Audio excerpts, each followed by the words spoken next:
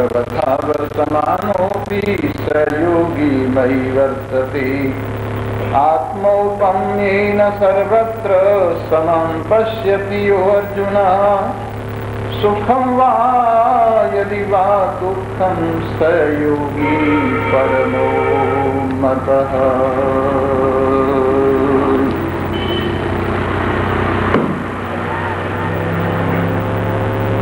उपस्थित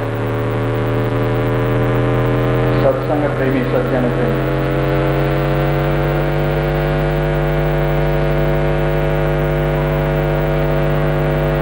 कल आपने इस महान रहस्य को अनुभव किया कि जो कोई भी साधक अपने मन को सदा ही परमात्मा में लगाए रखता है,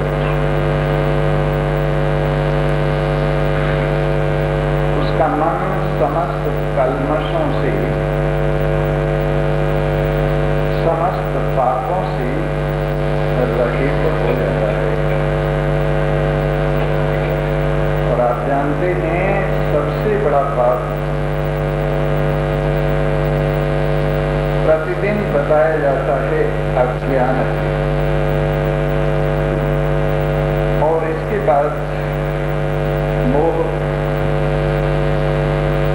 तदोपरांत काम, क्रोध, लोभ। इस प्रकार से ये पाप की संतानें हैं। तो जब मन परमात्मा से जोड़ा जाता है, और जोड़ने का उपाय क्या है? आत्मा यदि श्रोतव्यम मंतव्यम निदिध्यासितव्यश्च। महर्षि याज्ञवल्क्य कहते हैं अपनी धर्मपत्नी मैत्रेयी को समझाते हुए कि हे मैत्रेयी, अगर तुम सुखी होना चाहती हो, अमर होना चाहती हो,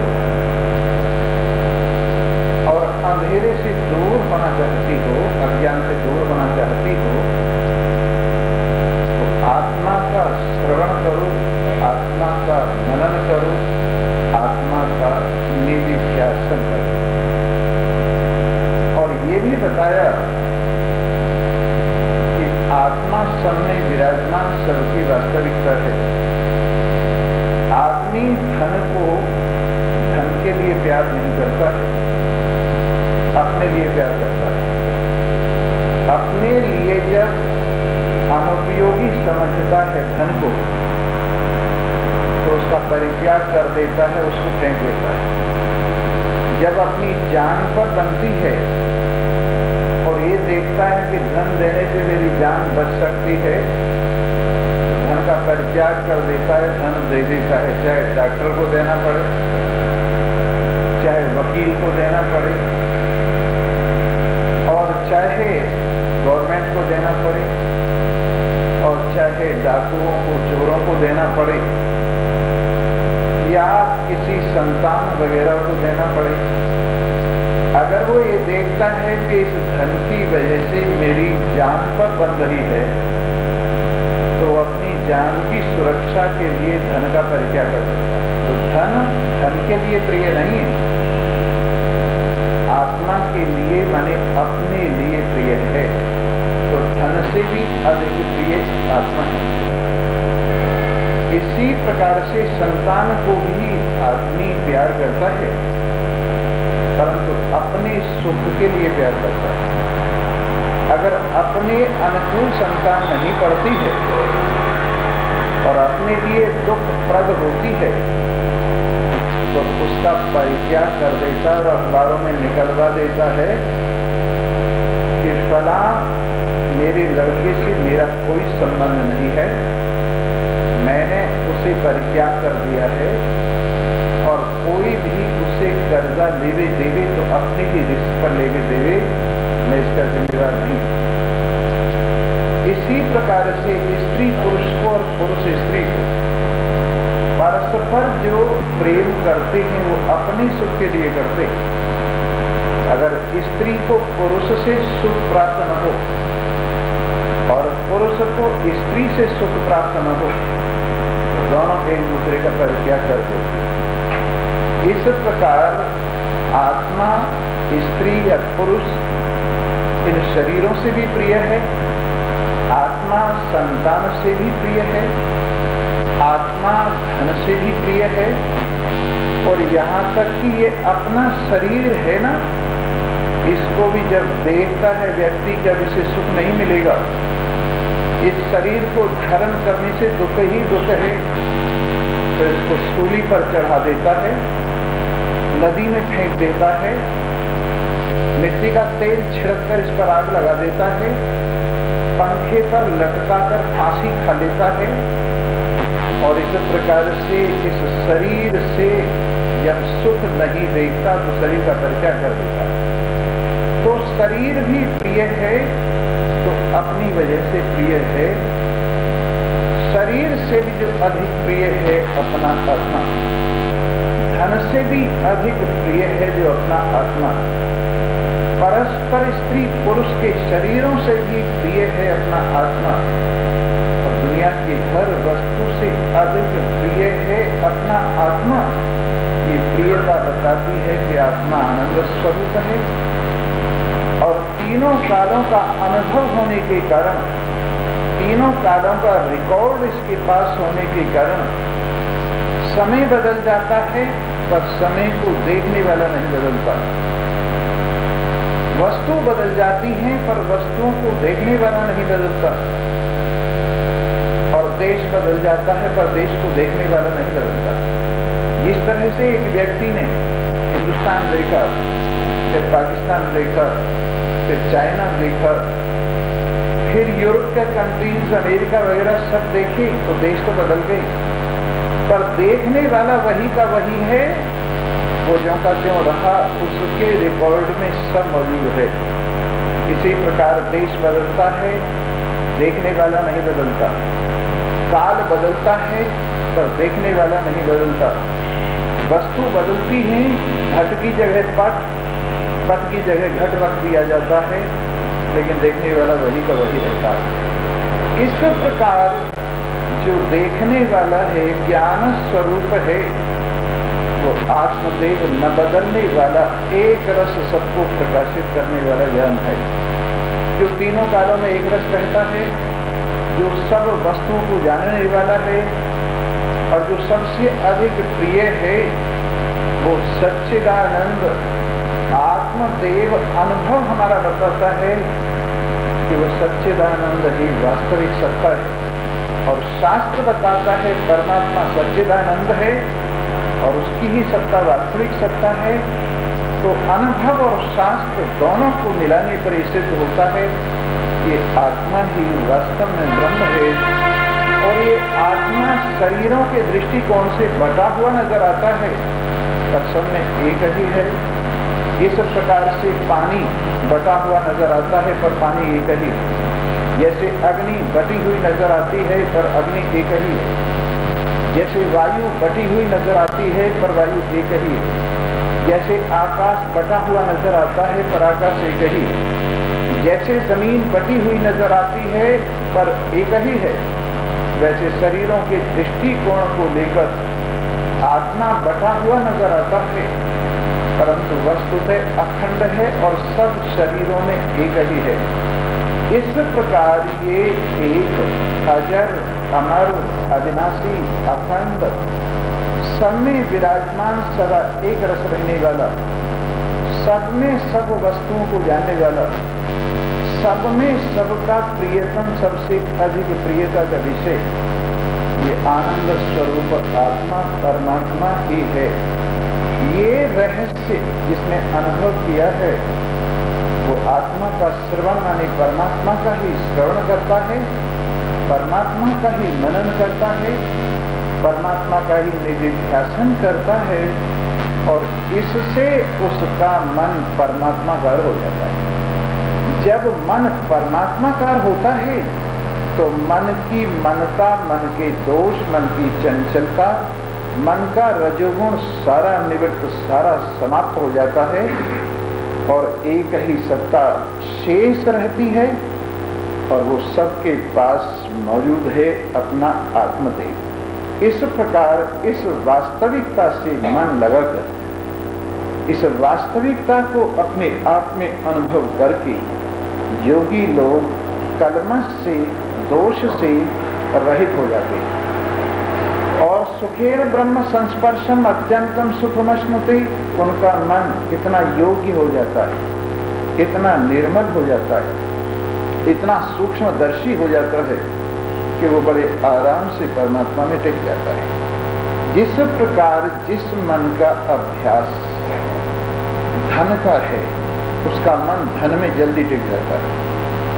जिसका मन संतान का अभ्यासी है, उसका मन संतान में जल्दी टिक जाता है। जिसका मन और शब्द, स्पर्श, रूप, रस, गंध जहां जहां का अभ्यासी है, वहां वहां जल्दी टिक जाता है।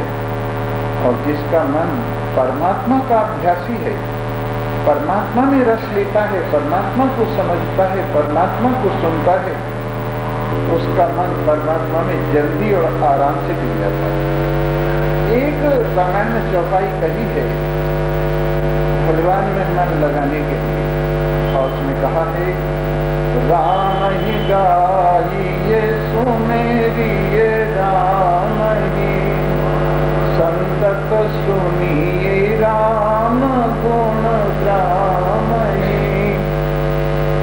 अगर कोई भी व्यक्ति अपने मन को चाहता है, वो भगवान के रंग में पूरा बन जाए। कोई भी व्यक्ति अगर ये चाहता है कि उसका मन अचलता को प्राप्त हो जाए, कोई भी व्यक्ति यदि ये चाहता है उसका मन ज्ञान संपन्न हो जाए, कोई भी व्यक्ति ये चाहता है कि उसका मन आनंद संपन्न हो जाए, कोई भी व्यक्ति ये चाहता है कि वो अजर अमर अविनाशी अखंड एक रस भाव में विराजमान हो जाए, तो उसे चाहिए कि वो भगवान का ही गायन करे, भगवान की चर्चा करे और इस प्रकार से चर्चा करे कि मम गुण गावत पुलक शरीरा, गद गद गिरा नयन बहे नीरा। मम गुण गावत पुलक शरीरा, मेरे गुण गाते गाते शरीर पुलकित हो जाना चाहिए। जैसे बिजली का करंट लगता है तो शरीर में कंपन आ जाता है, उसी तरह से भगवान के गुण गाते गाते भगवान से स्पर्श होना चाहिए मन का। और जब भगवान से मन का स्पर्श होता है तो तन में भी करंट लगता है और इस प्रकार से शरीर के अंदर एक पुलकन, एक कंपन आ जाती है। जैसे गंगा जी का ठंडा ठंडा जल जब आप गंगा में प्रवेश करते हो और आपके शरीर को छूता है तो आपके शरीर में कंपन आ जाता है। उसी प्रकार आप जब मन से भगवान के गुणानुवादों की गंगा में प्रवेश करते हैं तो आपके मन में और तन में ऐसी ठंडक आती है कि एक प्रकार का शरीर में कंपन आ जाता है। और गद गद गिरा नयन बहे नीरा, और जैसे किसी गरीब को बहुत असीम अगणित धन मिल जाए तो वाणी से नहीं कह पाता, उसकी वाणी गदगद हो जाती है, बोलने में असमर्थ हो जाती है। वैसे ही भगवान के साथ मन का संस्पर्श होते ही मन के धरातल पर भगवान की जैसे ही उपस्थिति अनुभव की जाती है तो वाणी गदगद हो जाती है। और जैसे कोई विदेशी अपने वतन की याद करता है और अपने वतन में आ जाए तब तो कहना ही क्या है, उसकी आंखों में आंसू आ जाते हैं। वैसे ही हम सबका एक देश जो परमात्मा है उसका स्मरण करते हुए और स्मरण के साथ परमात्मा में उपस्थित होते हुए आंखों में आंसू आ जाती, ऐसी हालत होती है। तो मम गुण गावत पुलक शरीरा, गद गद गिरा नयन बहलीरा। इस प्रकार भगवान के गुणान कर, और इस गाने के लिए यूं ही नहीं है कि आप ताल तर्ज निकालिए, घंटे 2 घंटे तक बाजा तबला बजाए जाइए, ऐसे नहीं है। ये तो स्वाभाविक ही हृदय की आवाज है। अगर आपके हृदय में स्मरण होगा, आपके हृदय में याद आएगी, तो यूं समझिए स्मरण ही जब संग्रह होते होते उछलता है, तब भगवान के प्रेम का गायन निकलता है। और गाने वाले तो बहुत हैं, परंतु हृदय से गाने वाला मीरा की तरह से, सूरदास की तरह से, तुलसीदास की तरह से, कबीर की तरह से कोई होता है। उनके बनाए हुए भजनों को गाते तो हैं लोग, और भाव भंगिमा भी वैसे ही दिखाने का प्रयत्न करते हैं, लेकिन जब तक हृदय मीरा का जैसा हृदय न हो, तुलसी का जैसा हृदय न हो, कबीर का जैसा हृदय न हो, गुरु नानक जैसा हृदय न हो, तब तक ये प्रेम भरी भावनामयी वाणी बाहर निकलती है। जब उद्गार आता ना, उद्गार, ऐसे उद्गार की स्थिति में की वाणी निकलती है, तो जब आप सुमिरन करेंगे तब गायन होगा। जब तक सुमिरन नहीं होगा तब तक गायन नहीं होगा। इसलिए गायन से पहले सुमिरन होता है, और सुमिरन से पहले श्रवण होता है, क्योंकि अंदर अगर समझ ही नहीं, ज्ञान ही नहीं, तो फिर सुमिरन किसका होगा? जान पहचान ही नहीं तो सुमिरन किसका होगा? इसलिए सबसे पहले आप भगवान की महिमामयी कथा का श्रवण कीजिए, और फिर इसके बाद सुमिरन माने मनन कीजिए, और फिर देखिए जो गायन आपसे निकलेगा वो स्वाभाविक ही आनंद से भरा हुआ और आपके मन को परमात्मा प्रेम से रंगने वाला। इस प्रकार जो सुनेगा वो सुमिरेगा, जो सुमिरेगा वो गाएगा, जो गाएगा वो पाएगा।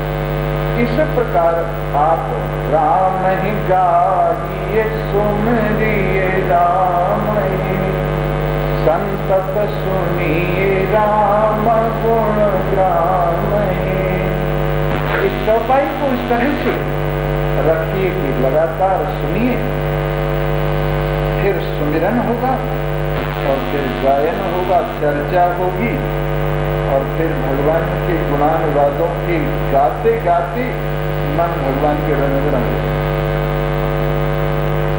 इसलिए इस बात का ध्यान रखिए, कोई तमाशा नहीं है ये, कोई उत्सव नहीं है ये, कोई सम्मेलन नहीं है ये। उत्सव है तो भगवान के मिलन का उत्सव, सम्मेलन है मन और मन के मालिक का सम्मिलन है। जहाँ मन और मन के मालिक का सम्मिलन है वही सम्मेलन है, और जहाँ पर परमात्मा के मिलने की खुशी है वहीं पर उत्सव है। और ये उत्सव लगातार होता है परमात्मा प्रेम के राज में, परमात्मा निष्ठा के राज में, परमात्मा ज्ञान के राज में। रोज दिवाली होती है परमात्मा प्रेम में, परमात्मा निष्ठा में, परमात्मा गुणानुवादों में रोज उत्सव होता है। हर रोज नई एक शादी है, हर रोज नई आबादी है। जब उमड़ा दरिया उल्फत का, हर चारों तरफ एक शादी है। जब हृदय में परमात्मा प्रेम का दरिया उमड़ता है तो चारों ओर के वातावरण में ये प्रेम फैल जाता है और आनंद की फसल उसमें उगती है। सब ओर इस प्रकार जब मन सही मायनों में परमात्मा से लग जाता है, जो हमने विधि बताई है, परमात्मा का श्रवण, परमात्मा का मनन, परमात्मा का निधिध्यासन, इस प्रकार जब ये मन परमात्मा में लग जाता है तो इसके सारे मैल, विशेष रूप से तमोगुण, सामान्य रूप से रजोगुण दूर होता हुआ सतोगुण के दरवाजे से मन परमात्मा में प्रवेश कर जाता है। तमोगुण से जागकर रजोगुण की यात्रा करता हुआ सतोगुण के दरवाजे से अपने स्वरूप में आ जाता, अपने घर आ जाता। जब तक तमोगुण से जगेगा नहीं, रजोगुण को पार करेगा नहीं, सतोगुण के दरवाजे में प्रवेश करेगा नहीं, तब तक निर्गुण निज स्वरूप में इसका प्रवेश रहेगा। तमोगुणी दुनिया में जीते हुए तमोगुण से प्यार करने वाली, रजोगुण की राहों में भटकने वाली सतोगुण के गेट तक भी नहीं पहुंचते हैं। निर्गुणता की बात तो बहुत दूर है। एक संत कहा करते थे, निर्गुण का घर दूर है, पहले सगुण में तो आ तू। निर्गुण का घर दूर है, पहले सगुण में तो आ तू। पहले सतोगुण तक तो पहुंच, पहले अपने मन के तमोगुण को धोकर, रजोगुण को धोकर सतोगुण में तो विराजमान हो, फिर निर्गुण की बात सुनने और समझने लायक हो। भगवान ने गीता में बहुत जगह कहा है, यदा ते मोह कलिनम बुद्धिर व्यतितरिष्यति।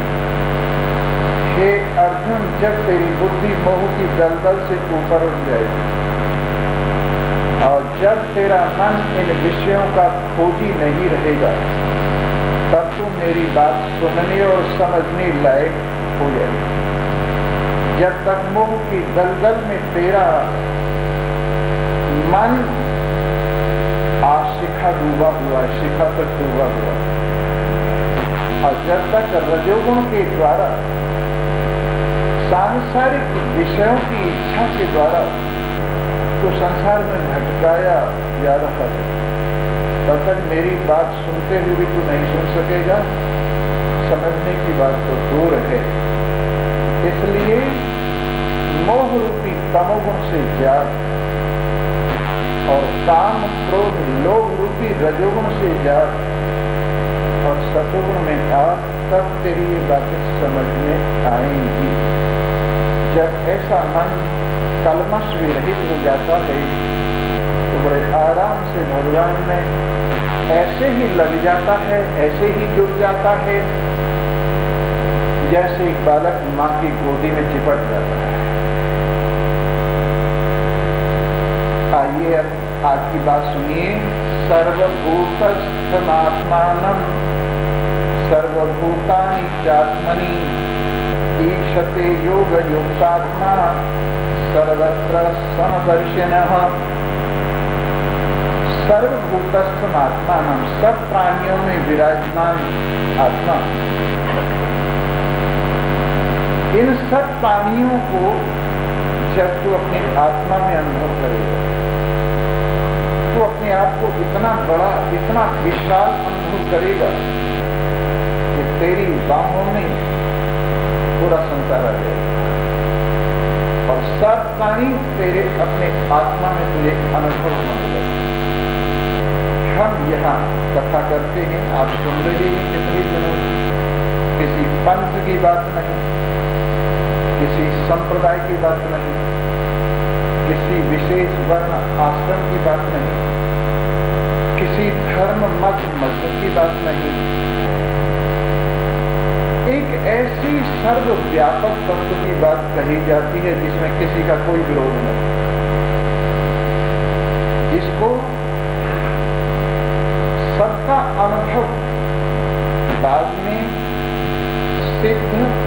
करता है एक सत्य, चाहे वो क्रिश्चियनिटी हो, चाहे वो इस्लाम हो, चाहे वो बौद्ध हो, चाहे वो जैन हो, और चाहे दुनिया की कोई फिलॉसफी हो,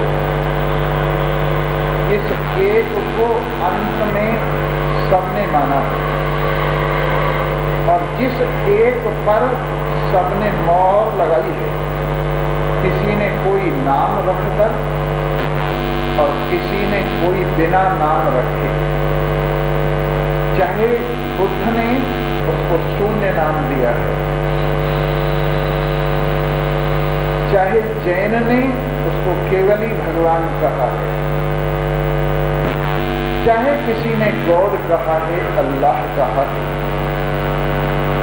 परंतु आखिर में सबने जिसकी सत्ता को स्वीकार किया है, ऐसा पदार्थ जो असीम है, सब संसार के पहले जो होता है, सब संसार के रूप में जो आज भी है, सब संसार के निबट जाने के बाद जो शेष रह जाता है, उस एक सत्य का प्रतिपादन आपके आत्म रूप से प्रतिदिन किया जाता है।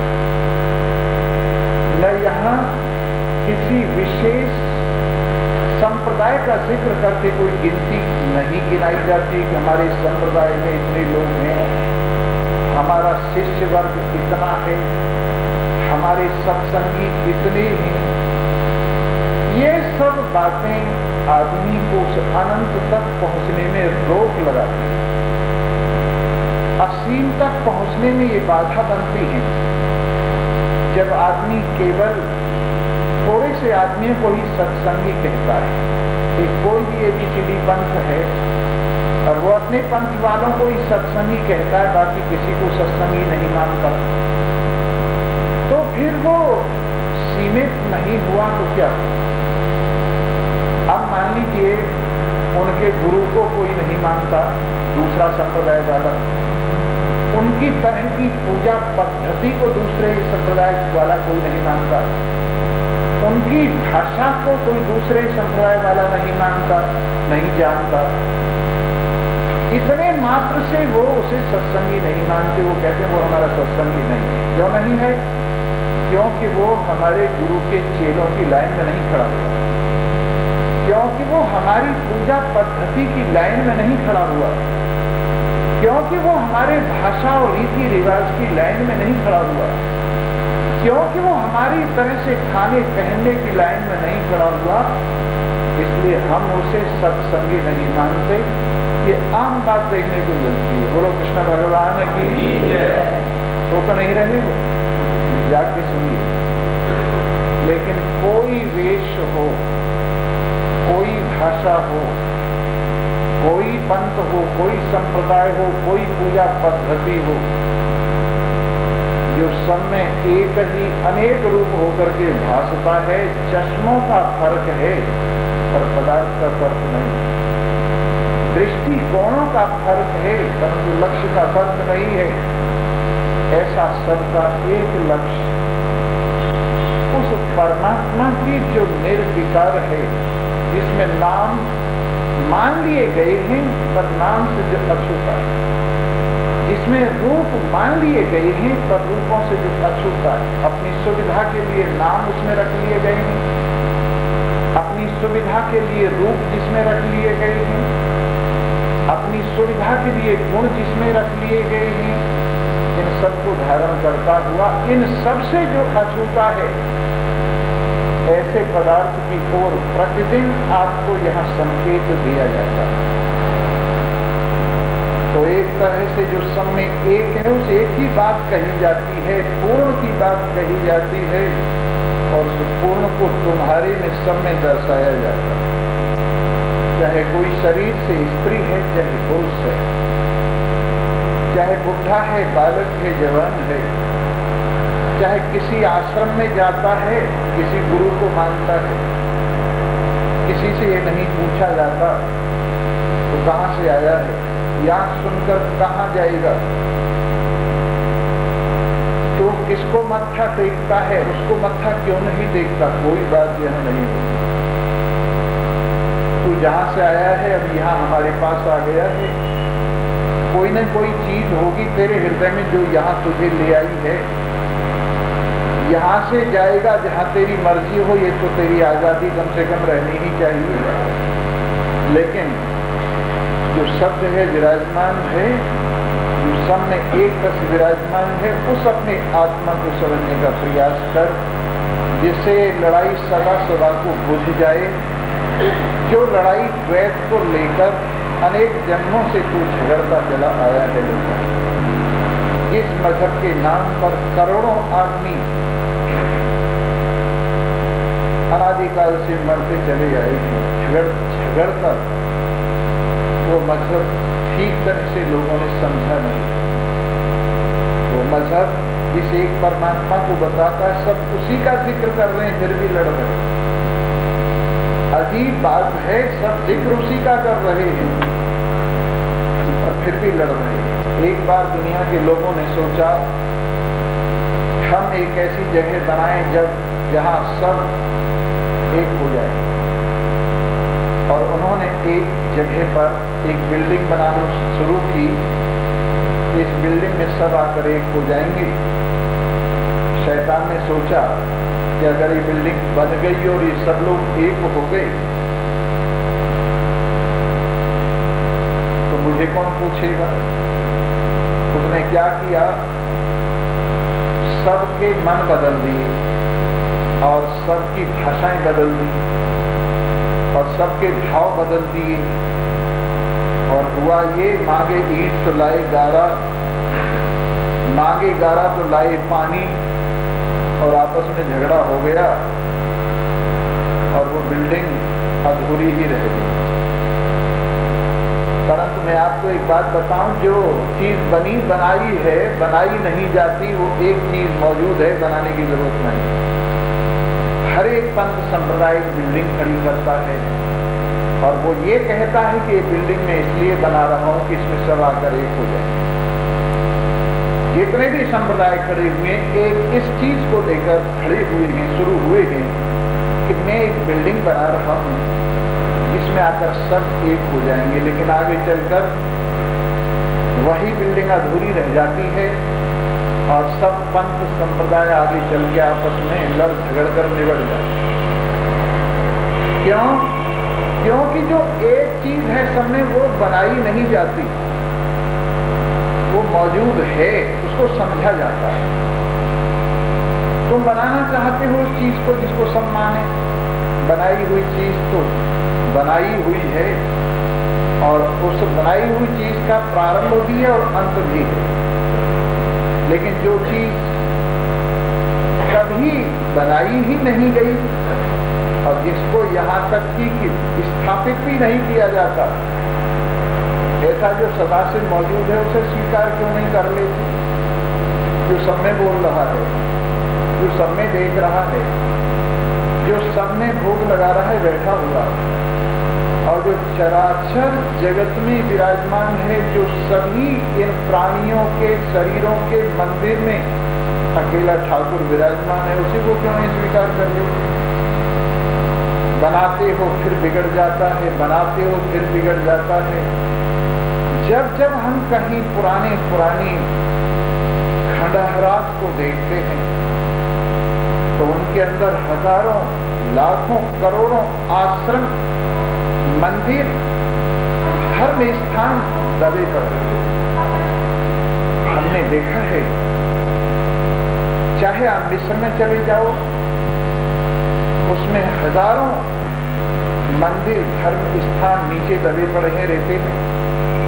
चाहे रोम में चले जाओ, इटली में चले जाओ, यूरोप के और कंट्रीज में चले जाओ, क्रिश्चियनिटी से पहले हजारों धर्म, हजारों मत संप्रदाय के स्थान थे और वो नीचे रगड़ के मिट्टी में मिला दिए गए। इसी तरह से हिंदुस्तान में भी बौद्ध, जैन, सनातन धर्मी और अनेकानेक संप्रदायों के स्थान बने, बिगड़े और अब भी बन रहे हैं और अब भी बिगड़ रहे हैं। ये सिलसिला चल रहा है। लेकिन जो चीज न बनती है न बिगड़ती है, वो चीज आप में मौजूद है, क्यों इतना मेहनत करके कुछ बनाने की सोच रहे हो कि मैं ऐसी चीज बना जाऊंगा जिसे सब मानेंगे? ऐसी चीज बना नहीं करती, ऐसी चीज मौजूद है। इसलिए स्थापिया न जाए चीता न हो, आप निरंजन सो। जिसको स्थापित नहीं किया जाता, जिसको बनाया नहीं जाता, जो स्वयं अपनी सत्ता से मौजूद है, उस सत्य को अपने आप में क्यों नहीं समझे? चंद्र जाएगा, सूरज जाएगा, जाएगी धरन आकाशी, पवन पानी दोनों जाएंगे, एक रहें अविनाशी। आप जमीन पर ही कुछ बनाकर जाएंगे ना, लेकिन जमीन भी एक दिन पानी में घुल जाएगी। आपकी बनाई हुई चीजें जो जमीन पर आपने खड़ी की हैं, वो पानी में घुल जाएंगी जमीन के साथ, और पानी अग्नि में घुल जाएगा, प्रलय होगी जब, और अग्नि हवा के झोंकों में उड़ जाएगी, और हवा आकाश में विलीन हो जाएगी, और आकाश महतत्व, अहंकार महतत्व में लय हो तो आप प्रकृति में, मूल प्रकृति में चला जाएगा, और मूल प्रकृति इसी परमात्मा में, इसी सत्य में वापस चली जाएगी। तो आपकी बनाई हुई चीजें पृथ्वी पर जो बनती हैं, वो सब तो बहुत पहले ही निबट जाती हैं। इससे आगे तो बहुत और निबटारा होता है। सूरज चांद सितारे भी आतिशबाजी की तरह से रगड़ खा जाते हैं और प्रलय की धूल में मिल जाते हैं। सब जगह क्रिश्चियनिटी में भी, इस्लाम में भी एक कथा आती है कि एक सांप है, वो सांप चारों ओर घूमा हुआ है इस ब्रह्मांड के, और उसने अपनी पूंछ को अपने मुंह में लगाया हुआ है, और उसके अंदर सारी दुनिया भर के ग्रह नक्षत्र, सारी दुनिया बसी हुई है। जिस दिन वो पूंछ निकल जाएगी, उस सर्प के मुंह से सारे सितारे बिखर जाएंगे, सारी दुनिया निबट जाएगी, प्रलय हो जाएगी। और हमारे यहाँ भी कहा है कि शेषनाग के ऊपर सारा ब्रह्मांड धारण किया हुआ है। जिस दिन शेषनाग अपना फन बदलेगा, उसी दिन सारा उलट पुलट हो जाएगा। चाहे तो शेषनाग कहो, चाहे गोल चक्कर मारे हुए सांप कहो, सीधी बात तो ये किसी न किसी बहाने से ये दुनिया विनष्ट हो जाने वाली। चंद्र जाएगा, सूरज जाएगा, जाएगी धरन आकाशी, पवन पानी दोनों जाएंगे, एक रहे अविनाशी।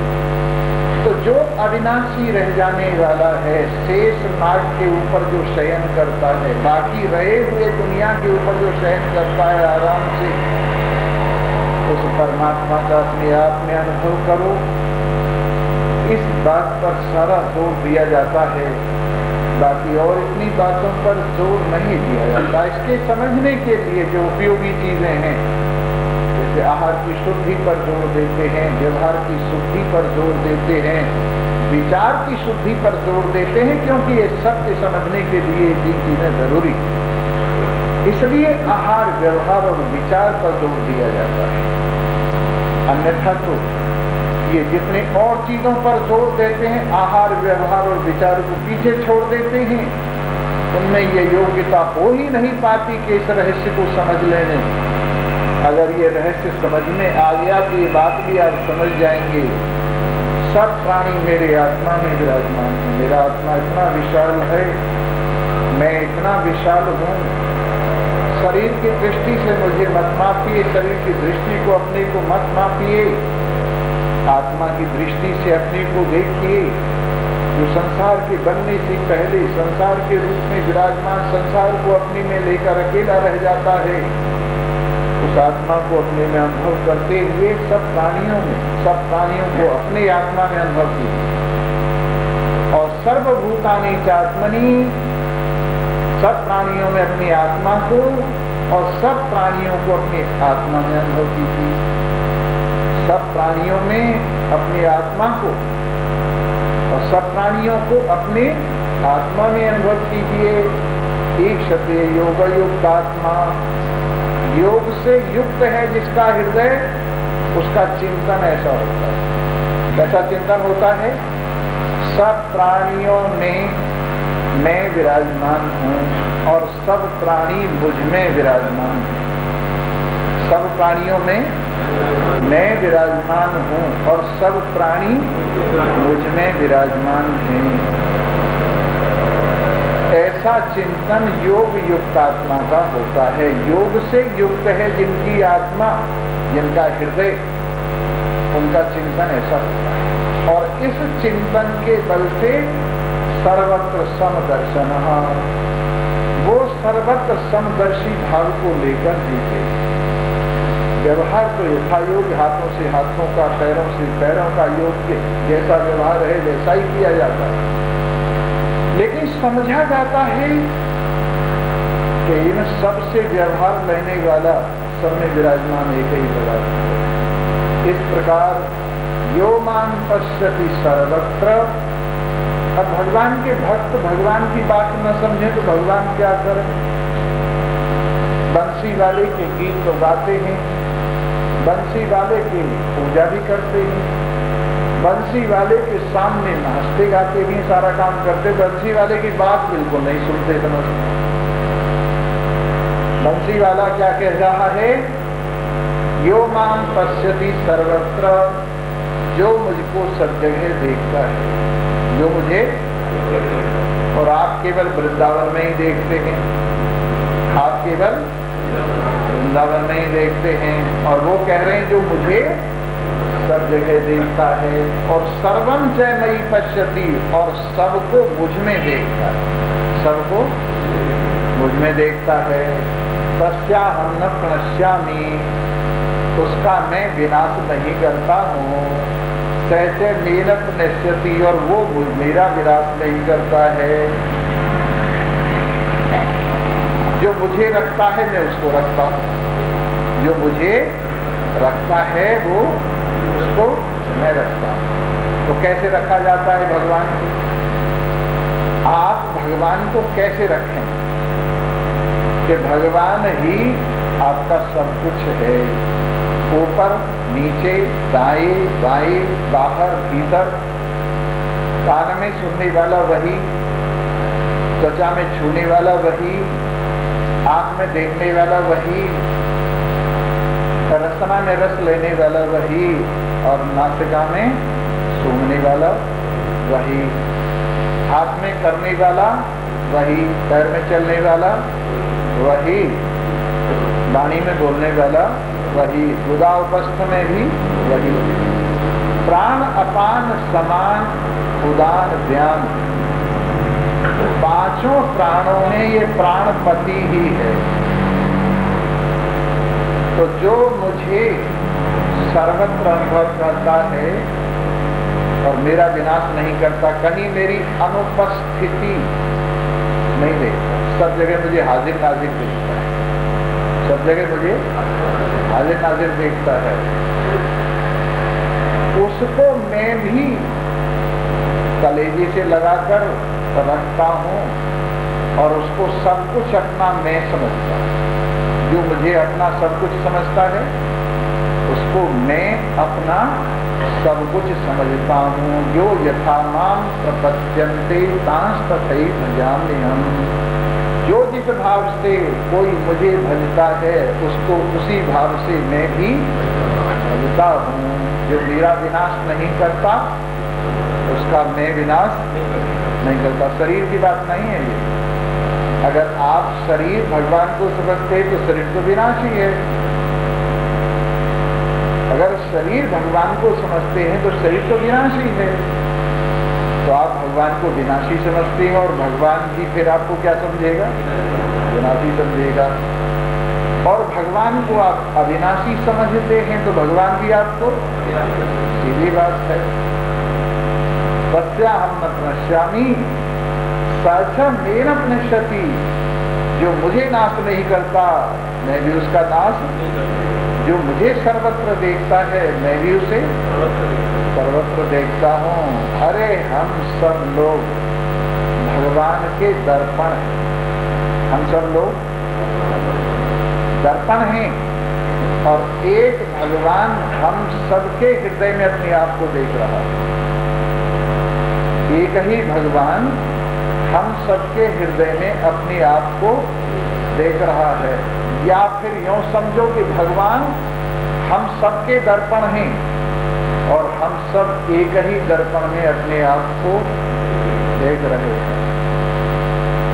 इस प्रकार से अच्छी तरह से विचार कर इस बात को समझिए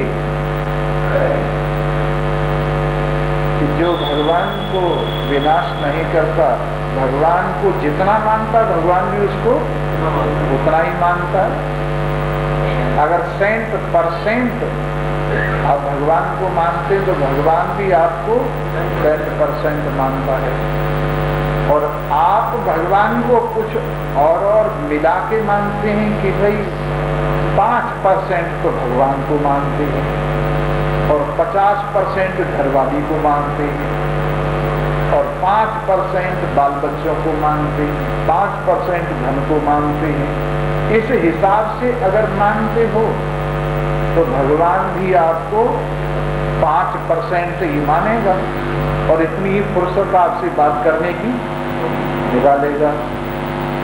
इस प्रकार यो मां पश्यति सर्वत्र सर्वं च नहि पश्यति, जो मुझको सर्वत्र देखता है और सर्वत्र को मुझ में देखता है, जो मुझको सर्वत्र देखता है और सर्वत्र को मुझ में देखता है, पश्याहं न पुनश्यामि, वो मेरा विनाश नहीं करता और मैं भी उसका विनाश नहीं करता।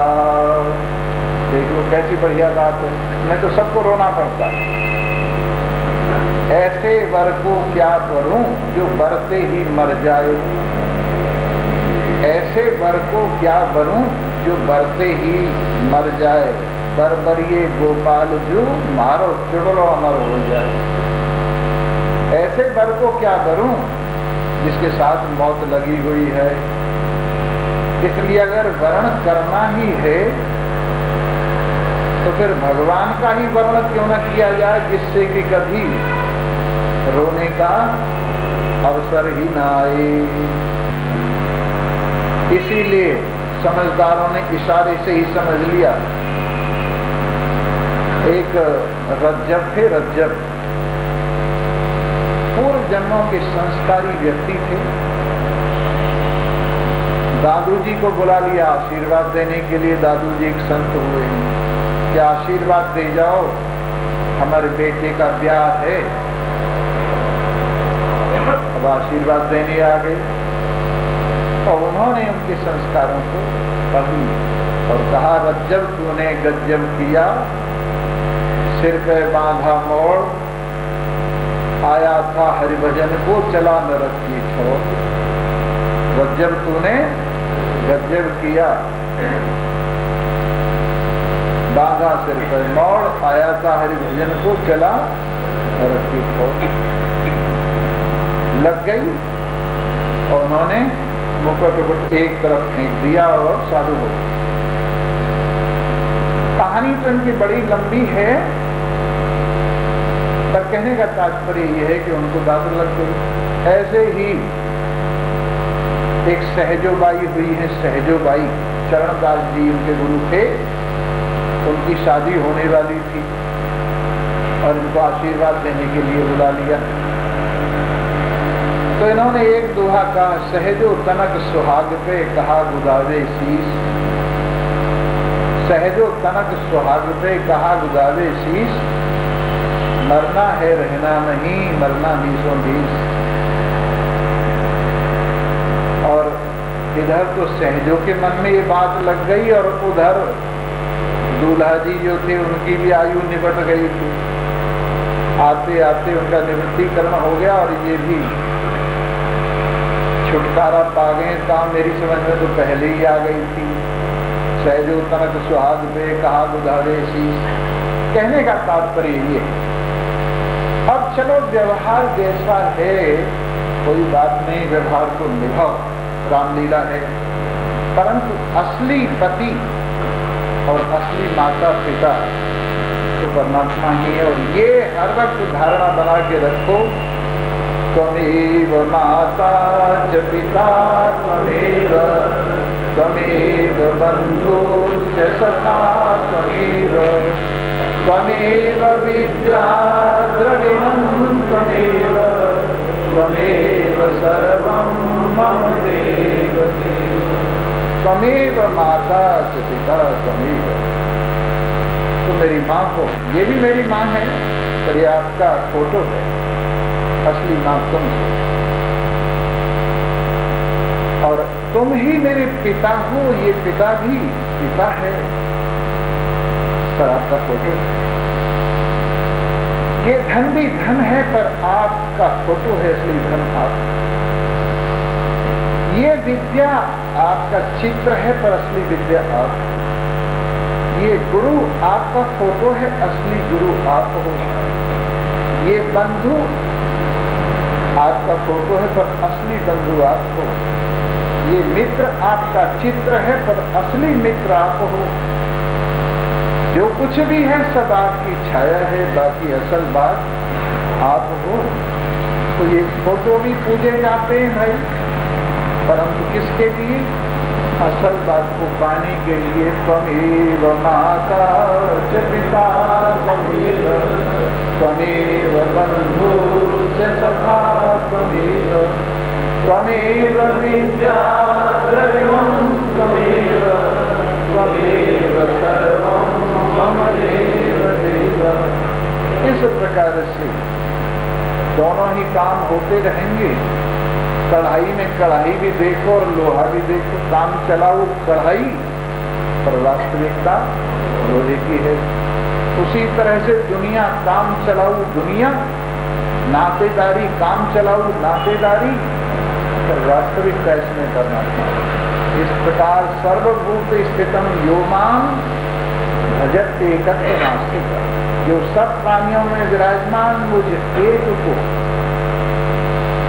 बड़ी आस्था से संपन्न होकर मन लगाकर भजता है, सर्वथा वर्तमानोपी, वो संसार में विराजमान रहते हुए भी सहयोगी मई वर्तते, ऐसा मन से मेरे में लगा रहने वाला मुझ में ही रहता है, चाहे दुनिया में रहे, शरीर से चाहे दुनिया में रहे, काम चलाओ चाहे दुनिया में रहे, पर मन से मुझ में ही रहता है। आत्मोपमेन सर्वत्र समं पश्यति अर्जुन, सुखम वा दुखम सहयोगी परमो मतः। जो सर्वत्र अपने ही आत्मा की उपमा से सब में देखता है कि उसमें मेरे जैसा ही तत्व विराजमान है, सब में मेरे जैसा आत्मा, मेरा अपना स्वरूप ही विराजमान है, ऐसा व्यक्ति सबके सुख दुख को अपने जैसा अनुभव करता हुआ व्यवहार में अच्छा व्यवहार करता है और वास्तविकता में सब में मुझे देखता है। वो योगी मेरे मत में श्रेष्ठ योगी है, जो संसार का व्यवहार भी निभाता है और परमार्थ में मेरी ओर मेरे से मन लगाता हुआ यथार्थ का कभी अनुभव करता है। इन्हीं शब्दों के साथ आज का सत्संग पर्यवसान को प्राप्त होता है। कल अर्जुन प्रश्न करेंगे और भगवान उसका उत्तर देंगे। इसके साथ साथ जैसा हमने बताया था, इतवार तक सत्संग यहीं चलेगा और सोमवार से सत्संग आगे के लिए, जैसा यहाँ के बाद मलकागंज का प्रोग्राम होगा, आज पहले ही बता रहे हैं, 8 दिन 7 दिन पहले वैसे बताते तो है नहीं इतना लंबा, पर हम फिर भी बताए दे रहे हैं, क्योंकि और अड़ोसी पड़ोसी जो तैयार होना चाहें 8-7 दिन में काम थोड़ा कम करते करते अपना काम कम कर लेंगे और अधिक से अधिक सुनने का लाभ उठाएंगे। और साथ ही